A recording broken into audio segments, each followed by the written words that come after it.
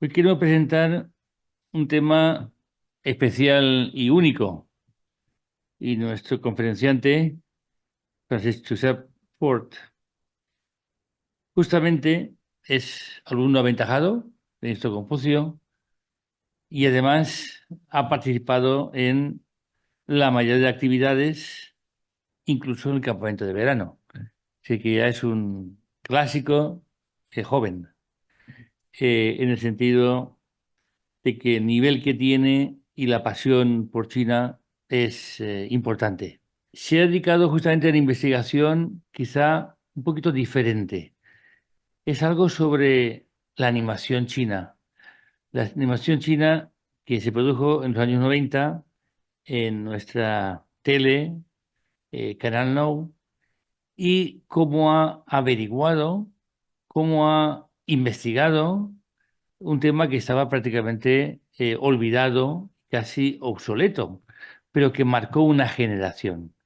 Y creo que aquí Kiko nos puede ilustrar cuál fue el procedimiento y cómo rescató o cómo ha rescatado toda esta investigación que tiene casi antecedentes en nuestra ciudad hermana de Changchun. Justamente algunos de estos eh, animaciones o dibujos animados se realizaron en tres grandes estudios en China, pero uno de ellos, el importante, es nuestra universidad contraparte, la Universidad Normal del Nordeste, que está en Changchun, que tiene unos estudios de animación, unos estudios de cine, y que justamente varios de estos dibujos animados se crearon allí, esas historias. Además, traducidas al valenciano, por tanto, tener una relación mucho más impactante como en aquellos tiempos venían dibujos desde tan lejos y cómo aún siguen vigentes, por lo menos en la mente de algunos jóvenes, como digo. Así que, Kiko, cuando quieras, ilústranos, que es importante. Muchas gracias, Vicent, y muchas gracias al Instituto Confucio de esta Universidad de Valencia. Y la verdad es que esta conferencia de hoy tiene un título un poco extraño, Los 12 de Babalá. Algunos se preguntarán qué son estos 12 de Babalá. Bueno, el nombre me lo he inventado yo. Básicamente lo que vamos a descubrir hoy, y me lo he inventado yo porque creo que puedo afirmar sin miedo a equivocarme, soy la única persona que ha investigado esto. Básicamente lo que hemos descubierto. Y hoy estamos a 7 de mayo de 2024, es decir, cuando hablamos de hace 30 años, esto es una cosa que ocurrió hace 30 años, ocurrió varios días y uno de ellos era el 7 de mayo de 1994, cuando yo tenía 5 añitos. Y lo que ocurrió es que no sabemos muy bien cómo, ¿no? Porque esta es una investigación que quizá no podamos descubrir nada más precisamente porque seguramente en su momento nadie le puso atención, pero de alguna manera llegaron una serie de cortometrajes de animación o cortometrajes de algún mediometraje que vienen de tres estudios de animación chinos, que son el estudio de Shanghai, que es el gran estudio de animación de China, la sección de animación del estudio de cine de Changchun, que es uno de los grandes estudios de cine de la República Popular China. Y por último, dos cortometrajes, los más desconocidos y quizás los más curiosos, del estudio de cine de Liaoning, también en la región del Dongbei. Entonces, lo que ocurre con estos dos del Babalag fueron una serie de cortometrajes emitidos prácticamente durante mayo de 1994, con la excepción de un corto que ya hablaremos también de él. Y que casualidades de la vida llegaron a emitirse por Alababala, que era el contenedor de animación de la televisión pública valenciana, cuando la televisión pública valenciana emitía dibujos animados y que lógicamente estaban en la lengua de nuestra comunidad, como es el valenciano. Entonces, esta es una curiosidad que nace, se descubrió de casualidad, ¿no? Yo ahora ya no vivo en Valencia, estoy en Burgos y como ocurre con mucha gente cuando abandona su tierra, muchas veces tiene morriña. Entonces, buscando en periódicos antiguos, mirando la programación de periódicos antiguos, descubrí que estaba anunciado como que a fecha de día X, entre ellos el 7 de mayo, en la programación del canal Now había una sección dentro de lo que es la Babalá, era por la mañana, que se llamaba Animación Chinesa. Esta es una presentación con pocas diapositivas. Veréis que tiene mucha letra, ¿no? Normalmente cuando se hace una conferencia lo que la gente pide es no pongáis muchas letras porque la gente se aburre. Da igual, o sea, no os asustéis porque haya mucha letra, porque realmente lo que queremos es hacer que esto sea interactivo. ¿Cómo podemos hacer que esto sea interactivo? Veréis que aquí aparecen, no las he contado, pero habrá entre 10 y 15 películas de animación que no tienen nada que ver con estos doches del Babalá. Todas y cada una de estas producciones tiene un artículo en Wikipedia. ¿Eso qué quiere decir? Que si yo os hablo de Shu Jiandong Huawen Da Ji, no os voy a contar en qué consiste cada una de estas producciones, haremos un repaso súper rápido, pero si queréis más contexto, ya sabéis que solo tenéis que poner el nombre de esta producción en cualquier buscador de referencia, básicamente Google, y ya os llevará el artículo correspondiente de Wikipedia. Entonces, vamos a contextualizar lo que es la animación china, porque así podemos entender cómo llegaron unos 12 cortos de animación a emitirse por la televisión pública valenciana. Entonces, aquí esto lo hemos dividido en tres etapas: inicios, la edad dorada y la edad de plata. Y en los inicios tenemos el nombre de unas personas que son muy importantes, que son los hermanos Wang. Los hermanos Wang son reconocidos mundialmente, ¿no? Sobre todo por la bibliografía relacionada con el cine de animación, como los grandes pioneros del cine de animación. Aquí vemos como en el año 1922, Wang Leining, que es uno de los cuatro hermanos, si no me equivoco eran cuatro hermanos, crea el que se considera que es la primera animación de la historia de China. Era un corto publicitario para cine. Y bueno, ahí lo que quiere decir esto es la máquina de escribir de Xu Zhendong.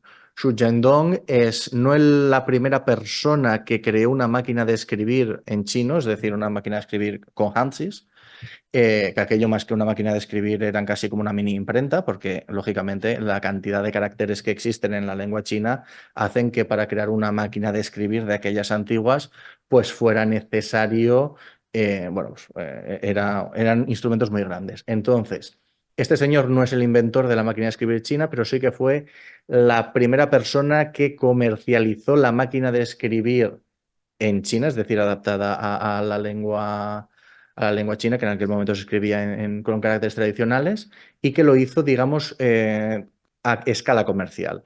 Entonces, ¿por qué este corto es importante? Primero, porque da la casualidad de que es la primera producción hecha de animación estrenada en un cine, en este caso publicitaria, de China, lo cual, pues bueno, es una cosa ya de por sí reseñable, pero también nos sirve para tener un poco de contexto histórico a China, ¿no? Sabemos que este país desde, sobre todo 1840, pues normalmente se ha visto China como un país que no llegaba al nivel de los países de Occidente, pero tampoco hemos de perder de vista que, bueno, China es mucha China, ¿no? Entonces, en este sentido, en el año 1922, a pesar de que todos sabemos que la situación del país en aquella época, el principio de, ahí hacen unos 10 años apenas que existe la República de China, a pesar de que la situación del país no era la mejor, incluso vendrían tiempos peores, podemos ver como en Shanghái, por ejemplo, sí que había una comunidad vibrante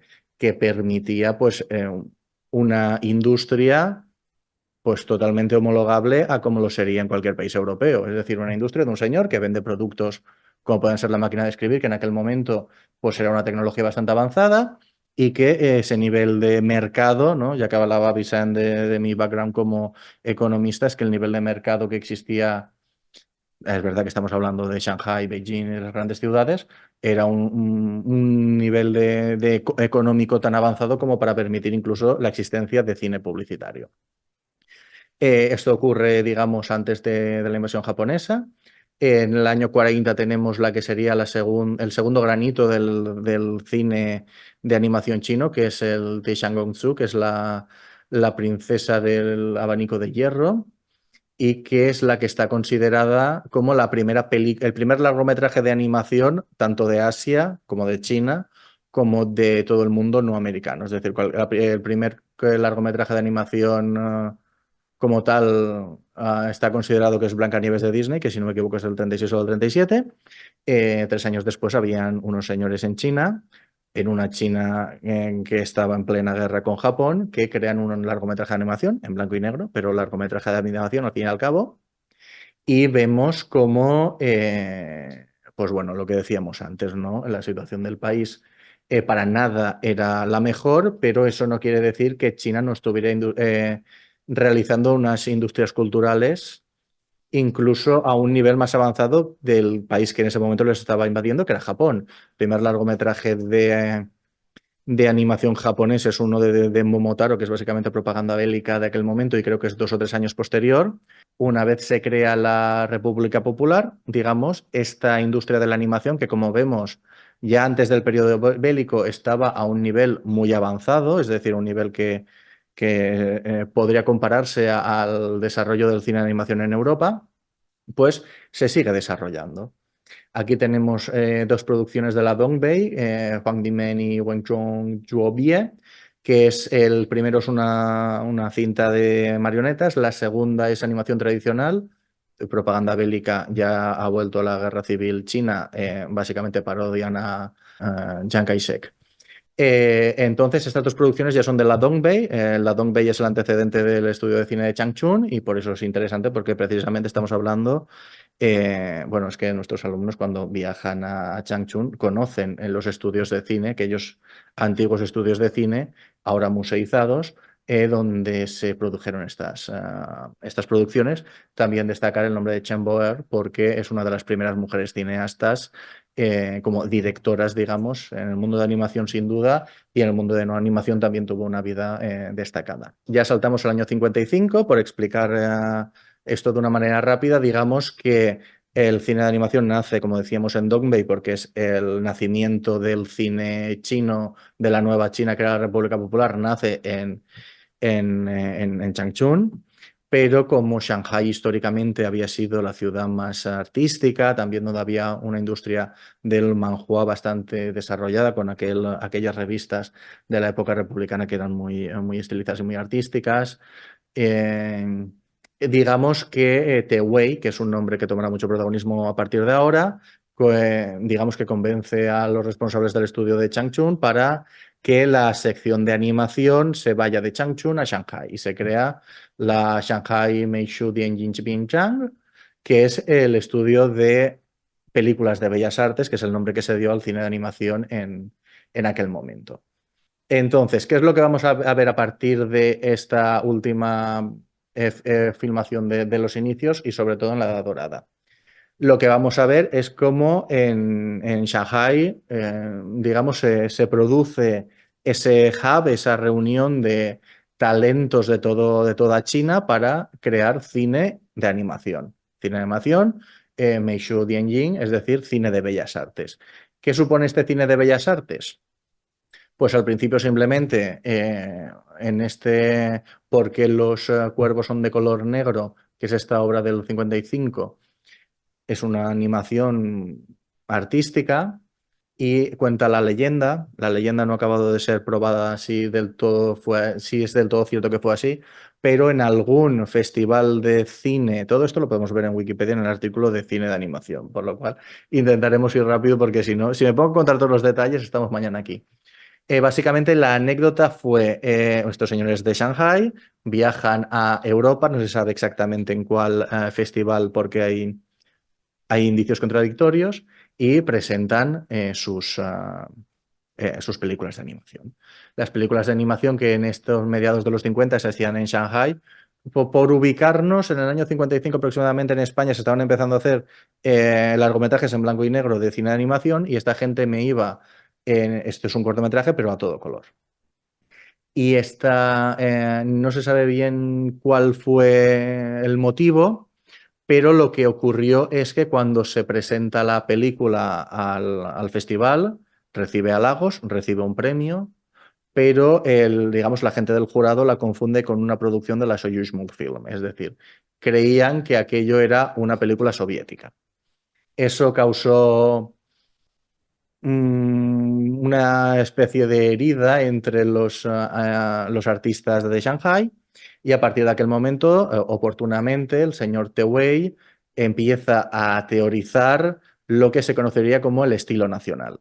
El estilo nacional chino básicamente es, digamos, que es lo que se empieza a desarrollar en Shanghai, que era el único lugar donde se podían hacer dibujos animados en aquella época, lo que se empieza a experimentar es a hacer una animación que tenga características intrínsecamente chinas. Y a partir del momento en que ocurre aquello, se produce lo que los teóricos llaman la edad dorada del cine chino. Entonces, ¿qué es lo que ocurre a partir del año 50, a mediados de los 50? Pues aquí vemos una serie de nombres, no los voy a leer, bueno, sí, al final acabaré leyendo todos. Por ejemplo, el Zhu Baijie. Zhu Baijie es, por entendernos, el cerdito de Viaje al Oeste. Entonces, es un cortometraje que uno está inspirado en una de las grandes novelas de la cultura china, pero otra de las características es que toda la animación está hecha con recortes. Es decir, eh, es una especie de stop motion hecho con recortes y por lo tanto lo que están haciendo es inspirarse en el arte tradicional chino para crear dibujos. Ya no es solo una temática específicamente china, es decir, un personaje que está sacado de la literatura del país, sino que también las técnicas son chinas. Después tenemos el Xiaoquedou Yao Mama, que son los pequeños renacuajos buscando a su mamá, que es una obra que está hecha con acuarela.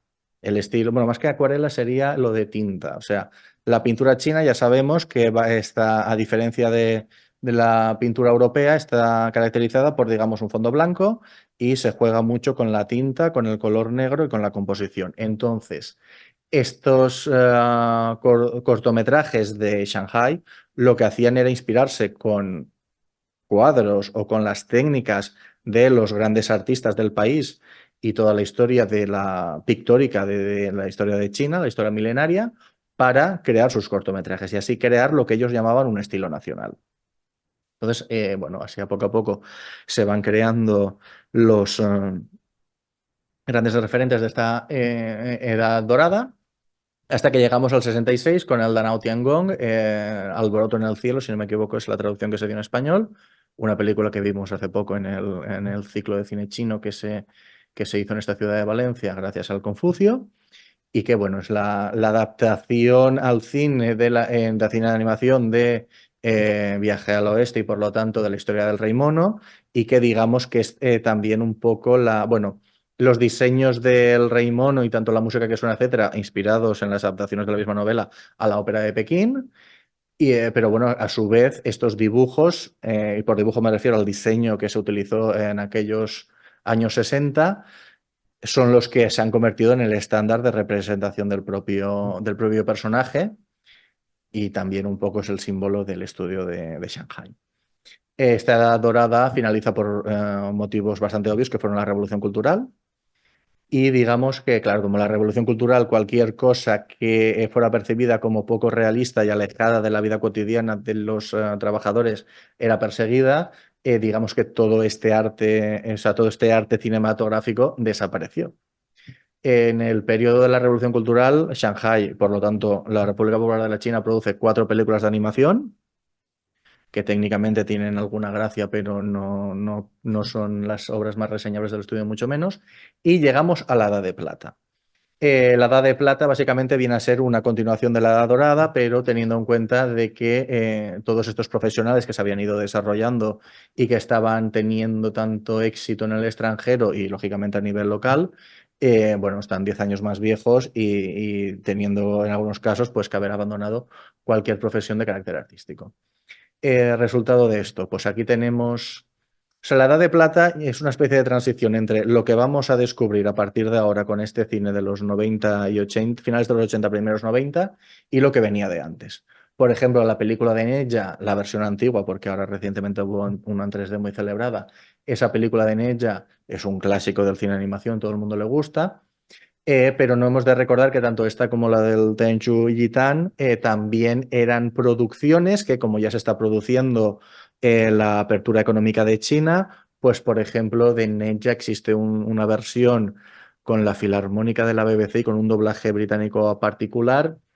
O sea, ya son producciones que, digamos, Occidente ya descubre China. En el caso de Neja es muy claro y en los otros ya, pues bueno, habrá más anécdotas o menos. El año 84 también destacamos el Heimao Jing Chang, es decir, el detective gato negro, que es el que vemos en pantalla. que sería la primera serie, bueno, sí, sí que sería la primera serie de dibujos en China. ¿Qué quiero decir por serie?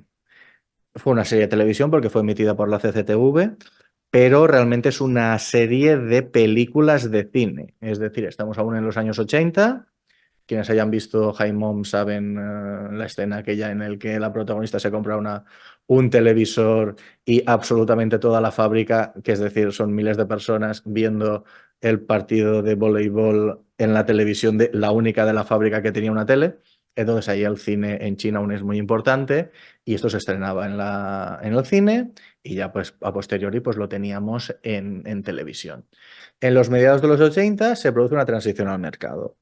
Como sabemos, una de las características de la transición al mercado de la economía china era que las empresas públicas, digamos, continuaban siendo públicas, pero lo que las autoridades les pedían era que se adaptaran a la realidad del mercado en el sentido de que, es decir, les exigían exactamente igual que un accionista le exigiría a una entidad privada. ¿Eso qué quiere decir? Todo esto, insistimos, está en Wikipedia, lo podéis buscar y ampliar información.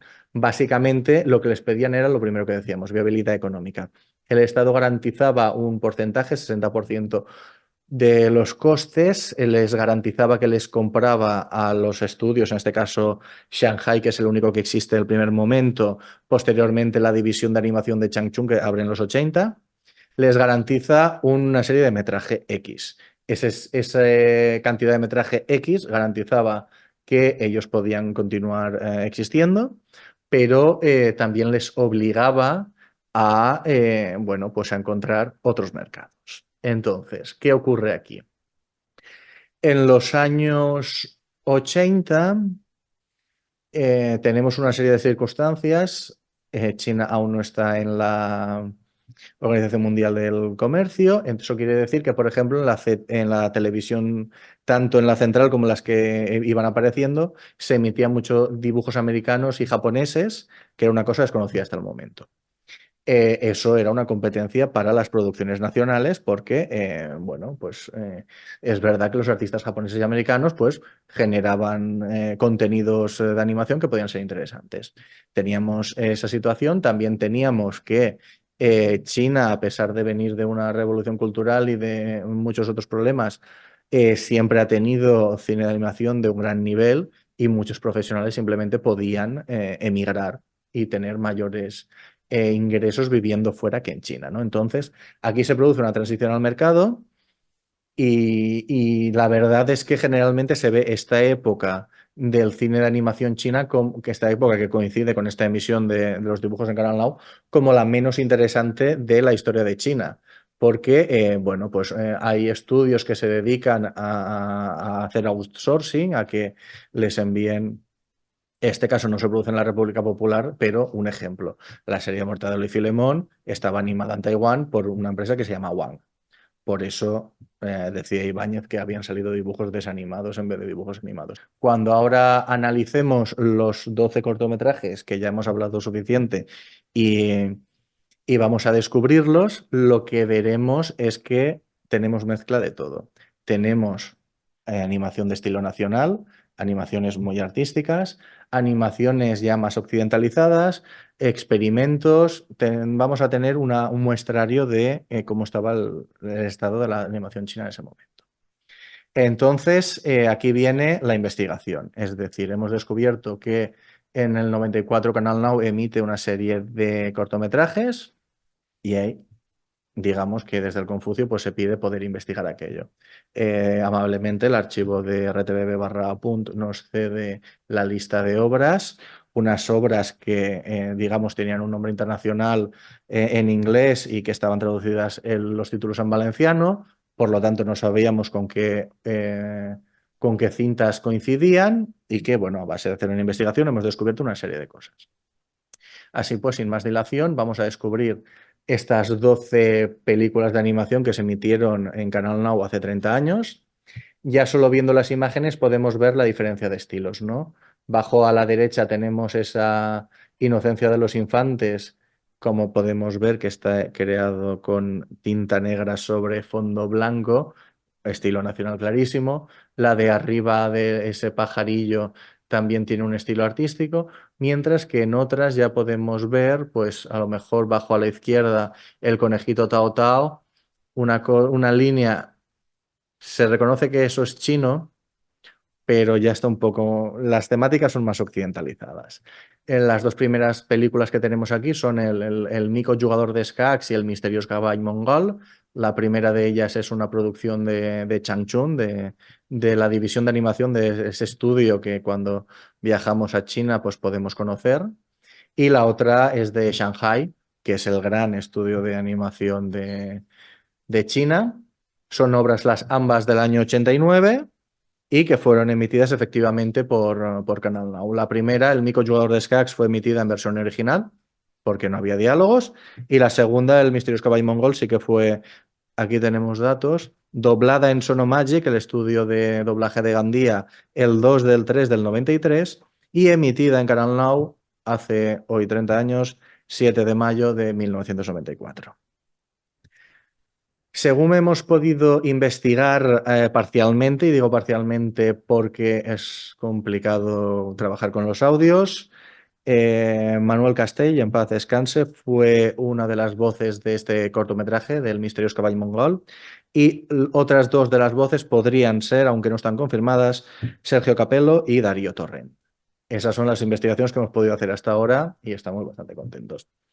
Bajo del todo a la izquierda tenemos Tornar a comprar entrades, que es la cuarta entrada de la serie de el conejito Tao Tao, el conilla Tao Tao. Hay que decir que el Misterioso Caballo Mongol es un mediometraje que tiene dos partes. En Canal Now se emitieron 24 minutos.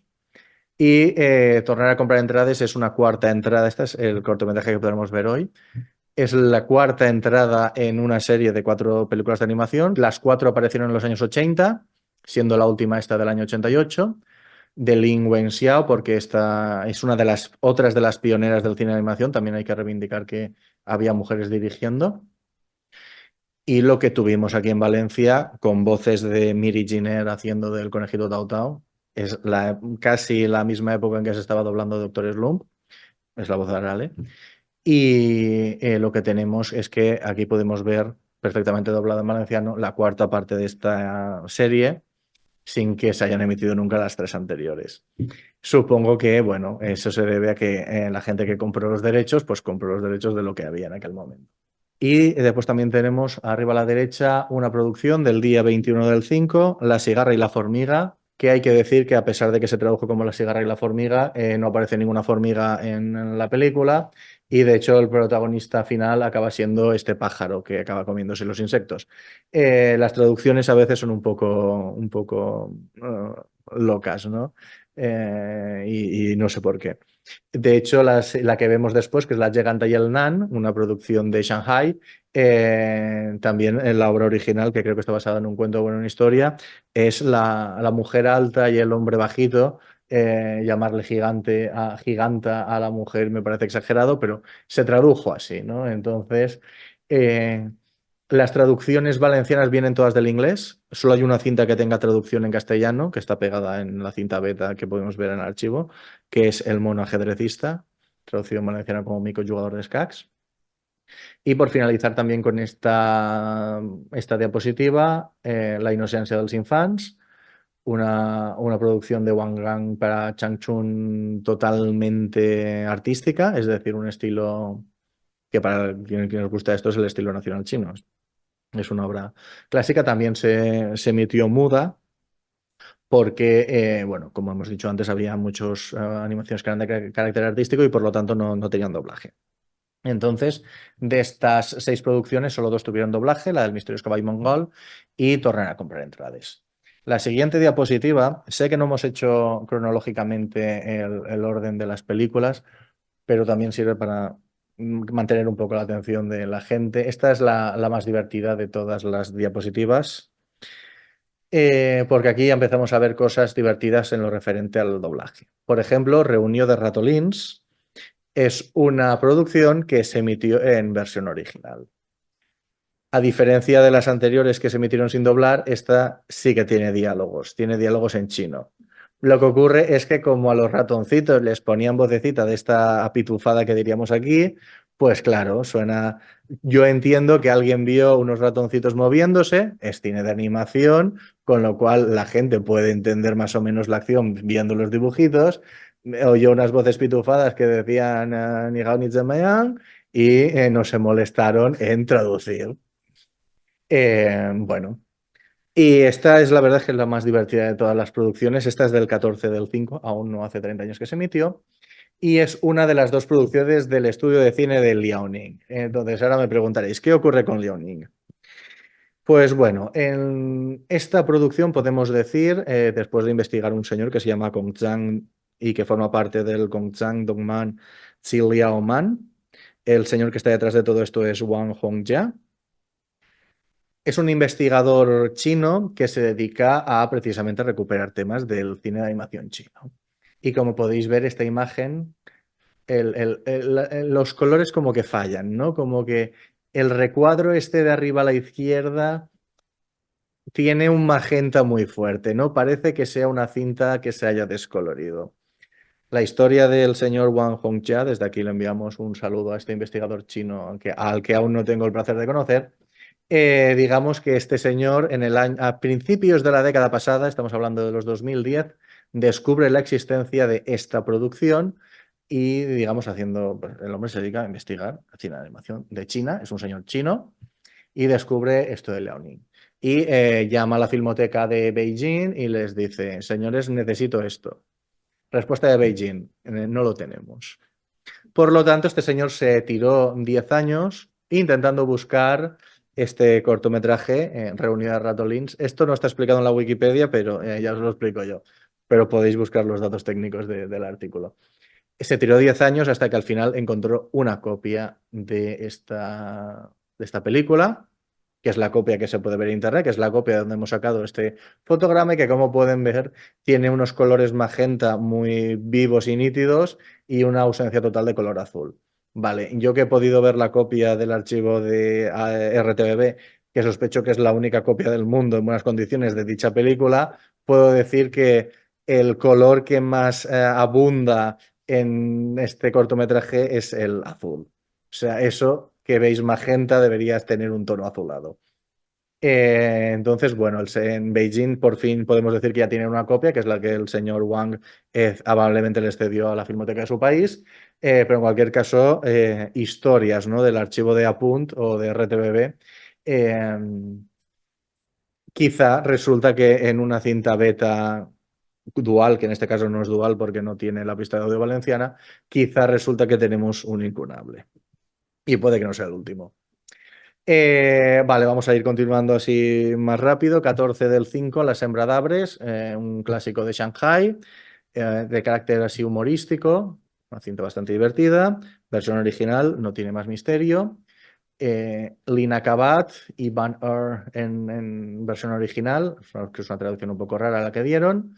Esta, como todas las producciones dobladas, fue hecha en Sonomagic y el doblador parece ser que fue Manuel Castells. Fue emitida el 8/5 y el 7/5, es decir, hace 30 años justos, L'Águila, que es esta clasiquísima producción de Chang Chun. Los dos dobladores serían Sergio Capello y Manuel Castells.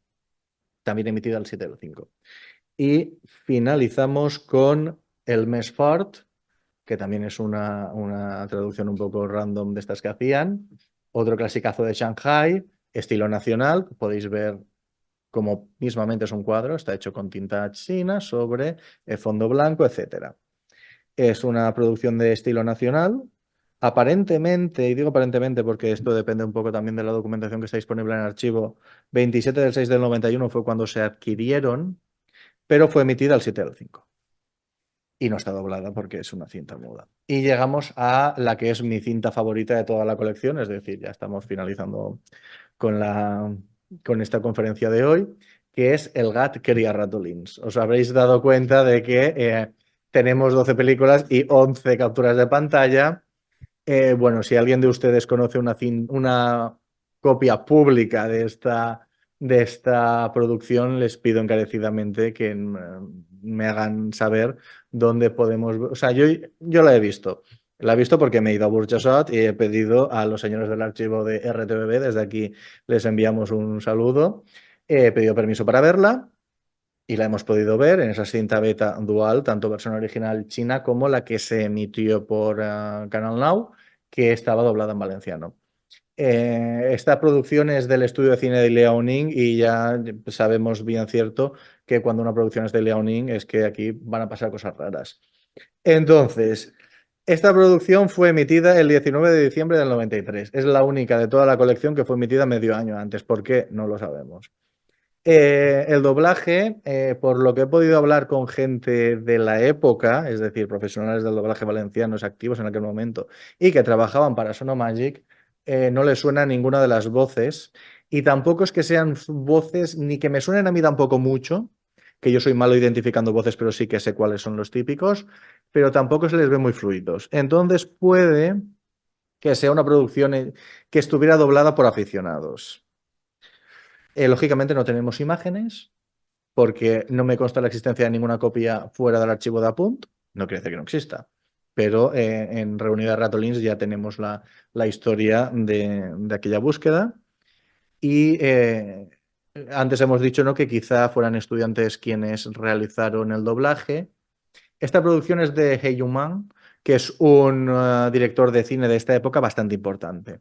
Pero si miramos su bibliografía, tampoco es que esta cinta aparezca mucho entre su filmografía. Y ciertamente es de todas las que tenemos aquí la más chapucera en su animación. O sea, se usan algunos recursos estilísticos que se ve que son limitados. Por ejemplo, hay una escena en la que tenemos dos montones, uno es un montón de ratones muertos y otro es un montón de raspas de pescado para que coman los peces. En vez de animar, digamos, cada uno de los animalitos, se optó por una licencia artística que es representar dos montones y dentro del montón, que es de un color uniforme, poner un dibujo de un ratón muerto y un dibujo de una raspa de pescado. Y después los gatos van dando vueltas alrededor y así se ve cómo se comen todo. Entonces, aquí lanzamos segunda hipótesis del día. Quizá Heyuman efectivamente fue quien dirigió esto, pero quizá se trataba de aficionados quienes, o estudiantes, bueno, aficionados no creo que hagan, o sea, los aficionados no tienen acceso a la técnica de animación que tenía el estudio de Liaoning, pero seguramente esto era un trabajo de final de algo por parte de gente que estaba formándose en aquel momento. Con lo cual sería un doble ciclo, porque parece ser que también el doblaje fue hecho por gente que no era muy experta, lo cual no tiene por qué ser malo, simplemente se les ve que no tienen la fluidez que tendrían otros. Entonces, esto es hasta dónde hemos podido llegar hasta ahora. Quedan interrogantes abiertos porque hay doblajes que no hemos podido confirmar. Sí que parece que Castell y Capello fueron quienes doblaron la mayoría, pero no todas las producciones. Y entonces a partir de aquí, bueno, pues no sabemos a qué nos puede llevar esto. Como mínimo nos ha llevado a esta conferencia, que es una buena estación de finalización. Quedan interrogantes abiertos, efectivamente. No sé, yo espero que algún día pues, podamos tener estas diapositivas y poner todas las imágenes, es decir, que sea accesible para el público general la última de las cintas que no se puede acceder de ninguna otra manera.